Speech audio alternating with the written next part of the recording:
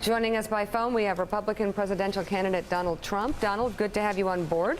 Good morning. Morning. So I think I'll start off by asking you a question I've asked you 3 times now since we're talking about foreign policy. I think it was 20 days ago now, our town hall, where you said you'd be announcing a foreign policy team. And you said then it would be a week. And then last time we talked to you last week, you said it would be soon.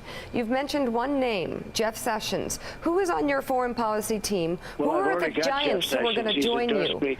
Well, I'm not doing it this morning, Mika. You know, you do always ask me that question. I said I would have it in due time, and I've been meeting with some tremendous people, and I haven't made exactly my decision yet, but you'll have it in due time.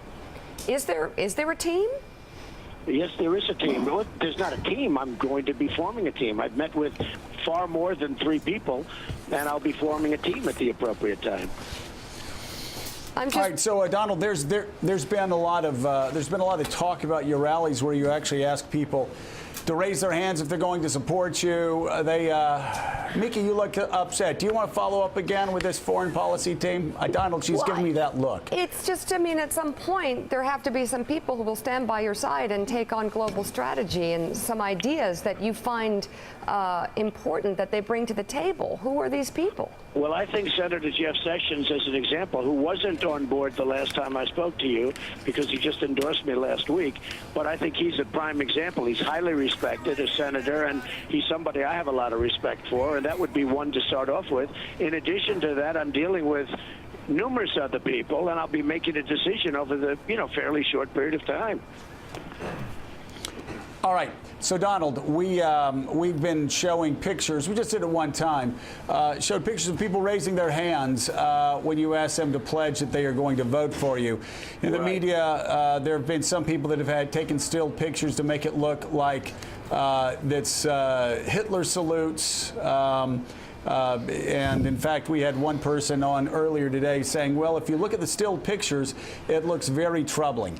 Talk about what you're doing when you're having people raising their hands, and are you in any way making an attempt to emulate what Hitler or anybody else did with his salutes? Wow, that's amazing. That would even be brought up. Of course not.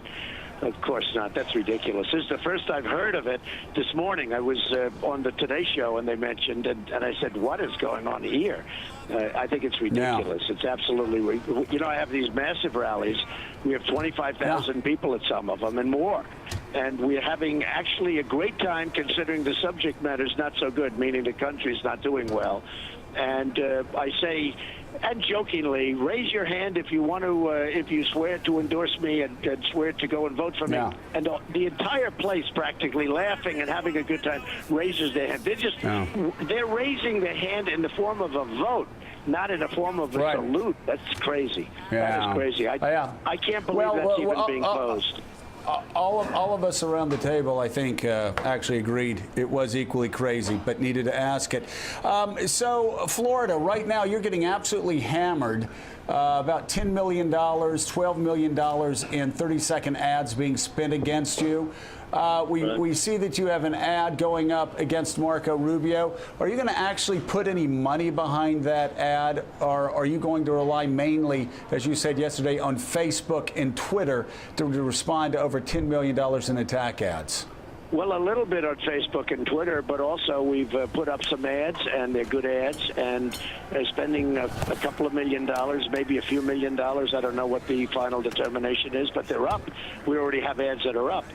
And, we'll find out if they're effective. But certainly the establishment is just hammering me with ads. Everybody goes, I had the big tournament down at Doral this week where Adam Scott won. And I'm watching the tournament, and I see during the ad portion, I see ads against me. And I'm the one having the tournament. I own Doral. So it's sort of a weird feeling. But, no, they're spending a lot of money on that. The good news is I'm up against a senator who, frankly, is very unpopular in Florida. He doesn't vote. He doesn't go and vote. And I think if he actually ran for an office there, he wouldn't be elected a dog catcher. Does it make it less likely that you can make peace with the establishment after this is all over? Because they are spending so much money in attack ads specifically directed at you? Well, I've always gotten along with people. I think you understand that. I've always gotten along. I've had great relationships with people over the years, and I've had feuds and I've had fights with people, and I've been able to get along. We'll have to see. I think we can. The bottom line is, the biggest story in politics is how many people are showing up to these primaries. I mean, people, there are 50, 60, 70%, millions of additional people over 4 years ago. 4 years ago, they were dying, the Republicans, and now it's been energized. And, instead of being given credit, they take ads against me. And I will tell you, if I am out, if for some reason I'm out, you will lose millions and millions of potential voters out of the Republican Party. And I don't think there's any track, any way that the Republicans can win. Frankly, if you take all of these new energized people come up to me, Mr. Trump, I've never voted before, 40, 50 years old. I've never voted before. This is the first time in my life I've voted. I'm so honored to vote. You have to see these people. They're incredible. They've never voted before, many of them. And others, they're coming from the Democrats. They're coming from the independents. But, it's the biggest story in politics, what's happening with the Republicans. And I've done a great job, and I'm not being given credit. Instead, they take ads against me. And, the funny thing is, if they're successful and if I don't win, all these people are going away, Joe. These millions and millions of people, they're not going to vote for Rubio. They're not going to vote for Will Ted you, Cruz. if they take this from you at a convention, will you run as an independent? I don't know, Joe. I don't even want to think about it now. I mean, to be honest, I'm the front runner by quite a bit. CNN had me at 49 the other day, 49 to 15. I think 15 and 15 for the two of these guys. I hear Rubio's getting out. There was big stories all over the place that Rubio's getting out. I don't know if he's getting out. He probably should. He hasn't won hardly anything. He probably should get out. And he's not popular. I mean, he's not popular in his own state. He's really defrauded his own people because he said he was going to be a senator. He doesn't go and vote. Really quickly, so, Mark Halperin. We'll see what happens. Mark. Mr. Trump, in 2014, what was your effective tax rate and how much did you give to charity? Well, I gave a lot of money to charity. I could release a list. I don't talk about my tax rate because I'm under audit, but when the audit's finished, I'll give you my tax returns. I've also filed full financials with the Federal Elections Commission, and it's almost 100-page, so you have my full financials talking about all of the things you have to talk about, including worth and all of those things, cash flows, worth, very little debt, tremendous cash flow, great company, some of the greatest assets in the world.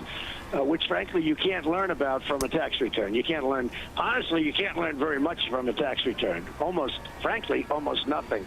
But I filed my financial statements with the Federal Elections Commission. All right, Donald Trump, thank you. I should mention you are set to join us live again tomorrow, so we look forward to that.